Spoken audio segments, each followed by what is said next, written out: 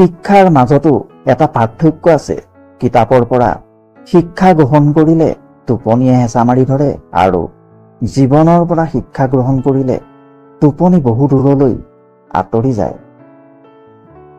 মাজে মাজে কষ্ট পোৱা ভাল। কষ্টই মানুহক পৰিৱৰ্তন কৰে আৰু কষ্টই মানুহক শক্তিশালীও কৰে। কাকো অন্যায়ভাৱে কষ্ট নিদিব। মনত ৰাখিব, চকুৰ পানীৰ অভিশাপ সহ্য কৰাটো খুবেই কঠিন।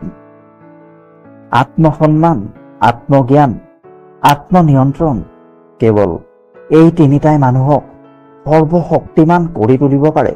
সঠিক জীৱন যাপন ইয়াৰ ওপৰতেই নিৰ্ভৰ কৰে।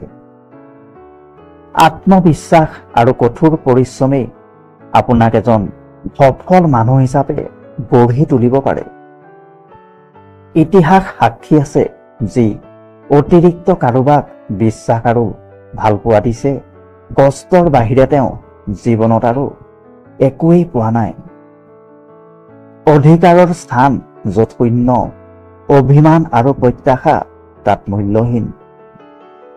অতিৰিক্ত ভালপোৱা হৈছে পৃথিৱীৰ সকলোতকৈ ডাঙৰ অপৰাধ, যাৰ শাস্তি আপোনাক আপোনাৰ একেবাৰে প্ৰিয়জনেই দিব।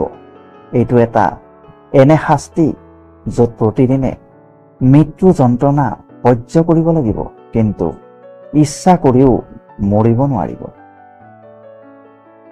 যিখন হাত আপুনি ভালদৰে খামুচি ধৰাৰ চেষ্টা কৰিব, সেইখন হাতেই এদিন জীৱনৰ মাজপথত আপোনাক এৰি থৈ বহু দূৰলৈ গুচি যাব।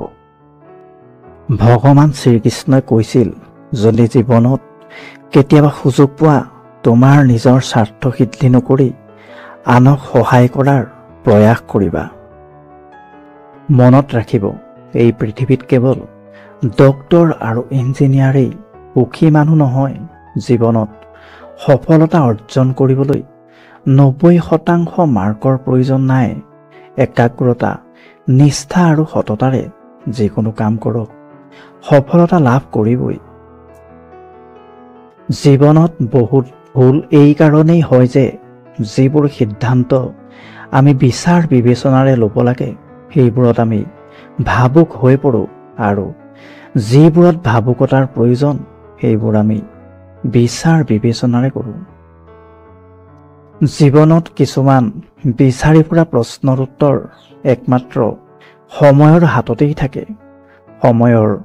সময় হ'লে সময়ে নিজেই সেই বিচাৰি ফুৰা প্ৰশ্নৰ উত্তৰ তোমাক দিব। কাৰোবাৰ উপদেশত সঠিক ৰাস্তা বিচাৰি পাব পাৰে, কিন্তু গন্তব্যস্থান নিজৰ কষ্টৰ বলতহে পোৱা যায়। সেইসকল মানুহে দুখত থাকে, যিসকল মানুহে হিচাপ কৰি থাকে তেওঁলোকৰ ওচৰত ইটো নাই সিটো নাই, এইজনে ঠগালে সেইজনে এৰি গ'ল। সেইসকল সুখত থাকে যাৰ ওচৰত বিশেষ একো নহ'লেও যিখিনি আছে তাৰ হিচাপ ৰাখে।